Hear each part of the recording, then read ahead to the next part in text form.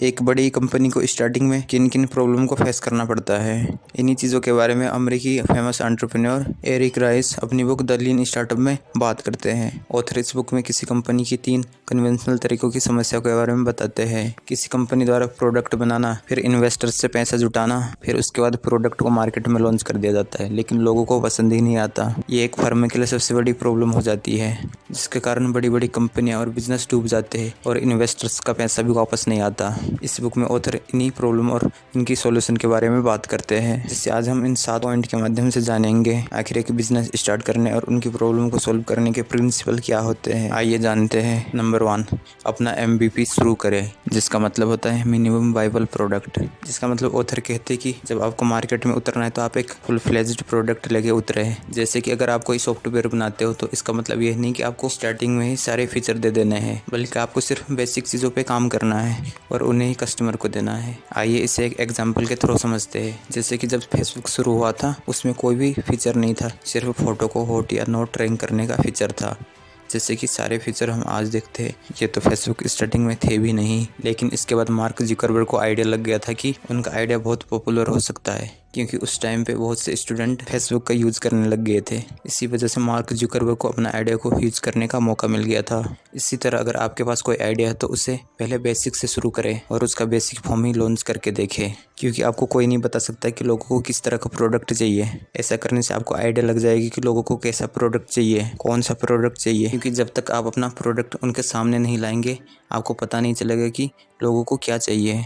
इसी प्रोसेस के थ्रू एक मिनिमम प्रोडक्ट लाइए, और यही लीन स्टार्टअप का पहला प्रिंसिपल होता है। और यही कारण है कि ऑथर ने इस बुक का नाम लीन स्टार्टअप रखा है, क्योंकि लोग अगर आपका MVP खरीदते तो उसके बाद आप इन्वेस्टर के पास जा सकते हैं और अपने लीन स्टार्टअप को स्केल अप करने का आइडिया सोच सकते हैं। नंबर 2 प्रिंसिपल आता है एक सही पार्टनर या एम्प्लॉय को ढूंढना, क्योंकि आपको सिर्फ ऐसे पार्टनर ढूंढने जो आपके दिल से आपके आइडिया और प्रोडक्ट पे इंटरेस्ट दिखाए। क्योंकि कहीं ऐसा ना हो आपका इंटरेस्ट तो टेक्नोलॉजी से रिलेटेड स्टार्टअप में है, लेकिन ऐसा ना हो आप ऐसे आदमी को अपना पार्टनर बना ले जिसका इंटरेस्ट स्टॉक ट्रेडिंग में है। इससे प्रॉब्लम यह होगी कि आप एक दूसरे का विजन समझ ही नहीं पाएंगे, क्योंकि वही स्टार्टअप सफल होती है जिसमें आपका इंटरेस्ट और पैशन हो, ना कि सिर्फ उनके बायोडाटा को देखकर हायर करें और ऐसे एम्प्लॉय हायर करें जो आपके स्टार्टअप को आगे बढ़ाए। क्योंकि बहुत से लोग अपने बायोडाटा को बढ़ा चढ़ा के लिख देते हैं, क्या पता उन्हें स्किल आती है या नहीं, लेकिन हो सकता है उन्हें स्किल आए, लेकिन शायद उन्होंने सालों पहले यूज़ किया हो जो अब तक भूल गए हों, या फिर हो सकता है उन्हें स्किल तो आए लेकिन उनके सॉफ्टवेयर के वर्जन अपडेट हो गए हों जिसे वो अब नहीं जानते। इसलिए किसी भी एम्प्लॉय को हायर करना है तो उसका सही से इंटरव्यू कर लें और उनसे ढंग के क्वेश्चन पूछें। जैसे कि अगर आपको कोई पाइथन वाला एक्सपर्ट चाहिए, उससे पूछे कि उसे पाइथन कितना आता है, और फिर उस प्रोजेक्ट के बारे में बात करके उनसे पूछे कि क्या वो इस प्रोजेक्ट में काम कर पाएंगे। इस तरह से आप अपने काम के लिए अच्छे एम्प्लॉय चुन सकते हैं। नहीं तो ऐसा ना हो कि कहीं आप ऐसा एम्प्लॉय चुन ले जो जावा C++ में तो एक्सपर्ट है, लेकिन पाइथन का उसे बेसिक नॉलेज का ही क्या ना हो, क्योंकि बाद में ऐसे एम्प्लॉय आपके लिए सिरदर्द का कारण बन जाते हैं। ऐसे एम्प्लॉय आपके लिए किसी काम के नहीं है, क्योंकि किसी भी स्टार्टअप की सफलता में टीम का सबसे बड़ा रोल होता है। इसलिए सही टीम चुनिए और अपना स्टार्टअप शुरू करिए। जो स्टार्टअप का तीसरा प्रिंसिपल है वो है वैलिडेशन, क्योंकि कस्टमर को पता नहीं होता कि उन्हें किस चीज़ की ज़रूरत है। क्योंकि जितने भी प्रोडक्ट आए, क्या हमें पहले से पता था कि हमें उनकी ज़रूरत है? इससे हम इस तरीके से समझ सकते हैं, क्या हमने किसी को बताया था कि हमें व्हाट्सएप और इंस्टाग्राम की ज़रूरत है? इसका जवाब है नहीं। इस तरह उन लोगों को आइडिया लग गया था कि हमें इनकी ज़रूरत है। एंटरप्रेन्योर जब एक प्रोडक्ट लेकर आते हैं, उन्हें पता लग जाता है कि कस्टमर किसी भी प्रोडक्ट को उससे देखकर पसंद या रिजेक्ट करता है। इसी को ध्यान में रखते हुए एंटरप्रेन्योर सबसे पहले हमारे सामने एक किसी प्रोडक्ट को लेकर आते हैं, जिससे कस्टमर हाइपोथेसिस बनाई जाती है। जैसे इंस्टाग्राम वालों ने सोचा था कि लोगों को इसकी शायद ज़रूरत है। इसी को देखते हुए इंस्टाग्राम वालों ने ऐसा प्लेटफॉर्म बनाया जिसमें जल्दी से फ़ोटो अपलोड की जा सके और उसे देखकर लोग अपना रिएक्शन दे सके। इसी तरह आप अपने काम का हाइपोथेसिस बनाए और फिर उसे वैलिडेट करिए, मतलब कि उसका एक्सपेरिमेंट करते रहिए। इसमें अलग अलग तरह के फीचर्स लाते रहिए और फिर देखिए कौन सा फीचर सबसे ज़्यादा अच्छा लगता है। जैसे कि कोई रेस्टोरेंट खोलते हैं तो वो हर चीज़ का वैलिडेट करते हैं और देखते हैं कि किस तरह का फर्नीचर अच्छा रहेगा, किस तरह की लाइट होनी चाहिए और होटल का किस तरह का माहौल होना चाहिए। इस तरह की चीज़ों का हिडन ट्रायल करके लोग अपने स्टार्टअप के फाइनल गोल तक पहुंचते हैं। नंबर 4 प्रिंसिपल फीडबैक लूप बनाना, क्योंकि किसी भी स्टार्टअप का अगला प्रिंसिपल होता है एक फीडबैक लूप बनाना, मतलब कि कस्टमर से पूछना कि उन्हें उनका प्रोडक्ट कैसा लगा, उसमें क्या क्या कमियाँ थी और उसमें क्या सुधारने की आवश्यकता है। फीडबैक लूप के 3 पार्ट्स होते हैं। Number 1 build, number 2 major, number 3 learn. सबसे पहले आपको अपना प्रोडक्ट बनाना है, लेकिन उस प्रोडक्ट को कंप्लीट नहीं बनाना है, बस थोड़ा सा सैंपल के लिए होना चाहिए, इतना कि उससे काम चल जाए। इसके बाद मार्केट में आपको एक तरह से अपने प्रोडक्ट को टेस्ट करना है और यह देखना है कि लोग उसे खरीदते हैं या नहीं, और फिर लोगों से इस स्टेज में पूछे कि क्या उन्हें ये प्रोडक्ट अच्छा लगा या नहीं, और प्रोडक्ट में कौन सी कमी थी ये भी पूछे कि और क्या आप सजेशन देना चाहते, और फिर उस बेस पे अपने प्रोडक्ट को इम्प्रूव करते रहिए, और फिर उसके बाद लोगों से पूछकर सीखे, और फिर उस आधार पे अपने प्रोडक्ट को इम्प्रूव करते रहिए। नंबर 5 स्टार्टअप में प्रोग्रेस का कितना बड़ा रोल है। दोस्तों, अगर आपका प्रोडक्ट लोगों को पसंद नहीं आता है तो आपको अपना प्रोडक्ट वहीं पे ख़त्म कर देना चाहिए और फिर उसके बाद किसी दूसरे आइडिया पर लग जाना चाहिए। लेकिन अगर आपका प्रोडक्ट लोगों को पसंद आ गया तो आपको अब स्केल अप करके आगे बढ़ना होगा।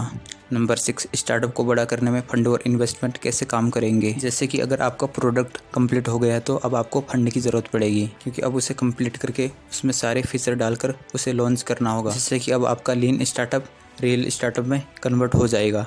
इसके लिए अब आपको फंड और इन्वेस्टमेंट लानी पड़ेगी। अगर आपका बिज़नेस छोटे स्केल का है तो आप खुद भी इसको फाइनेंस कर सकते हैं, लेकिन अगर आपका बिज़नेस बड़े स्केल का है तो आप बैंक से लोन ले सकते हैं या फिर वेंचर कैपिटल्स को इन्वेस्ट करने के लिए बोल सकते हैं। नंबर 7 आपको अपने स्टार्टअप में एक्सपेंड कब करना होगा, क्योंकि जाहिर सी बात है अगर आप अपना स्टार्टअप चलाएंगे तो आपको उसके लिए अधिक से अधिक पैसा इन्वेस्ट करना पड़ेगा, क्योंकि आपको एम्प्लॉय बढ़ाने पड़ेंगे और स्टार्टअप के अलग अलग ब्रांच के ऑफिस खोलने पड़ेंगे, और यह इस बात पर डिसाइड करता है कि आप अपने बिजनेस को कहाँ कहाँ ऑपरेट करना चाहेंगे। उस हिसाब से आप एक्सपेंड करके अपने ऑफिस खोल सकते हैं, क्योंकि दोस्तों किसी भी स्टार्टअप को बड़ा करने का यही सही तरीका होता है। ऑथर ने इसी बात को ध्यान में रखते हुए इस बुक को 7 स्टेप्स में बांटा है। सबसे पहले आप अपने स्टार्टअप को शुरू कीजिए और अपने प्रोडक्ट को टेस्ट करते रहिए। इससे आपको अंदाज़ा आ जाए कि आपका कौन सा प्रोडक्ट चलेगा और कौन सा नहीं, तो इस तरह से आप अपना स्टार्टअप शुरू कर सकते हैं। ऑथर इस बुक के अगले भाग में स्टार्टअप के एग्जाम्पल का केस स्टडी देकर बताते हैं। आइए जानते हैं इनके बारे में भी। नंबर 1 IMBU कैसे चला। सबसे पहले ऑथर अपना ही एग्जाम्पल देकर बताते हैं। उन्होंने कॉलेज के दिनों में अपने कुछ दोस्तों के साथ मिलकर एक वेबसाइट बनाई, जिसके जरिए लोग रिज्यूम और बायोडाटा भर सकते थे और फिर इसे एम्प्लॉयर के सामने रख देते थे, और ये उनके लिए बहुत अच्छा आइडिया था, पर उस पर उन्होंने सारा पैसा भी लगाया, रात भर मेहनत की, लेकिन अंत में वो वेबसाइट फेल हो गई। इससे एरिक राइस को बड़ा सदमा लगा, क्योंकि उन्होंने स्टार्टअप में लोगों के बारे में बहुत अच्छा पढ़ा था कि लोग रातों रात अमीर बन जाते हैं, लेकिन अब उन्हें असलियत का पता चल गया था। रियलिटी में 95% स्टार्टअप डूब जाते हैं और लोगों का भी बहुत सा पैसा डूब जाता है।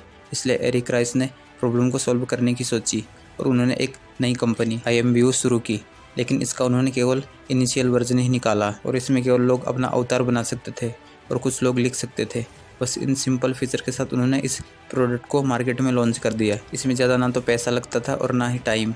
जब लोगों ने इसे पसंद किया तो एरिक को पता चल गया कि यह आइडिया चलेगा। अब उन्होंने एक एक करके फीचर डालने शुरू कर दिए और फिर हर फीचर के फीडबैक लेते रहे और उसे वैलिडेट करते रहते थे। इस तरह धीरे धीरे फुल प्रोडक्ट बन गया। बाद में उन्होंने इस वेबसाइट को काफ़ी अच्छे दामों में बेची और वो काफ़ी अमीर बन गए। इसी एक्सपीरियंस के आधार पर उन्होंने ये बुक लिखी है। इसी तरह आप भी अपने आइडिया को छोटे स्तर से टेस्ट कीजिए। अगर कस्टमर को अच्छा लगे तो उसे आगे बढ़ाइए, नहीं तो फिर किसी और के आइडिया के बारे में सोचें। नंबर 2 जेपोज कंपनी कैसे चली। जेपोज एक ऑनलाइन जूते बेचने वाली कंपनी है जिसके फाउंडर निक सुईमान है, क्योंकि जब उन्होंने स्टार्टअप शुरू किया था तब उन्हें यह नहीं पता था कि लोग जूते ऑनलाइन खरीदने में इंटरेस्ट होंगे या नहीं, क्योंकि लोग उस टाइम पे दुकान में जाकर माप तोल करके अपने लिए जूते सिलेक्ट करते थे। उनका बिजनेस करने का तरीका, पहले वो जूते बनाते थे और उन्हें इन्वेंट्री में रखते थे, फिर अच्छे से वेबसाइट बनाते थे और फिर उसे लॉन्च कर देते थे। और लेकिन अगर लोग उनके जूते नहीं खरीदते तो उनको बहुत बड़ा नुकसान हो जाता था। इसी को ध्यान में रखते हुए निक ने लीन स्टार्टअप की सोची। उन्होंने पहले दुकान से अच्छे जूतों की फ़ोटो खींची और फिर एक बेसिक से वेबसाइट में डाल दी, और फिर जब लोगों ने ऑर्डर करना शुरू कर दिया तो उन जूतों को दुकान से खरीदते थे और कस्टमर को भेज देते थे। इससे उन्हें पता चल गया था कि अब उनका यह बिज़नेस अच्छा चल सकता है। फिर उसके बाद इन्होंने एक फ्लैश्ड वेबसाइट बनाई और ख़ुद के जूते भी बनाना शुरू कर दिए, और फिर बाद में एक कंपनी $multi-million बन गई। आगे चलकर इस कंपनी को अमेज़न ने $1.2 बिलियन देकर खरीद लिया। और इसी तरह नंबर 3 पे ओयो होटल, जिसके फाउंडर रितेश अग्रवाल है, जो अब दुनिया के दूसरे सबसे युवा बिलियनर बन गए हैं, क्योंकि उन्होंने भी ओयो होटल की शुरुआत छोटे होटलों के मालिकों से बात करके की थी। उन्होंने खुद होटल को ठीक करवाया था और सिंपल सी वेबसाइट के जरिए बुकिंग शुरू कर दी थी, और फिर कस्टमर का अच्छा रिस्पांस आने से उन्होंने देश विदेश में अपने बिजनेस का स्केल अप कर दिया और आज इनका बिजनेस पूरी दुनिया में फैला हुआ है। और इसी तरह इसमें Toyota, Village Laundry Service, Zomato Dropbox, Facebook, Swiggy, Ola, Uber जैसी कई कंपनियां हैं। लेकिन इन सभी कंपनियों ने अपना MVP सबसे पहले मार्केट में उतारा था। मार्केट से अच्छा रिस्पांस मिलने के बाद ही इन्होंने अपने बिजनेस में स्केल अप किया। तो इसी तरह अगर आपके पास भी कोई आइडिया है तो आप अब समझ गए होंगे कि क्या करना है और छोटे से लेवल से टेस्ट करके कैसे आगे बढ़ना है। और क्या पता कौन जाने कि आपका नाम भी आने वाले सालों में फोर्ब्स के मिलियन बिलियनर की लिस्ट में आ जाए। बस दोस्तों, इस बुक समरी को यहीं पे समाप्त करते हैं। आशा करता हूँ आपको ये बुक समरी पसंद आई होगी। अगली वीडियो आप किस बुक समरी पर चाहते हैं कमेंट करके जरूर बताना। वीडियो अच्छा लगे तो लाइक कर देना और चैनल को सब्सक्राइब कर देना। तब तक के लिए धन्यवाद दोस्तों, मिलते हैं हमारे अगले नेक्स्ट बुक समरी में।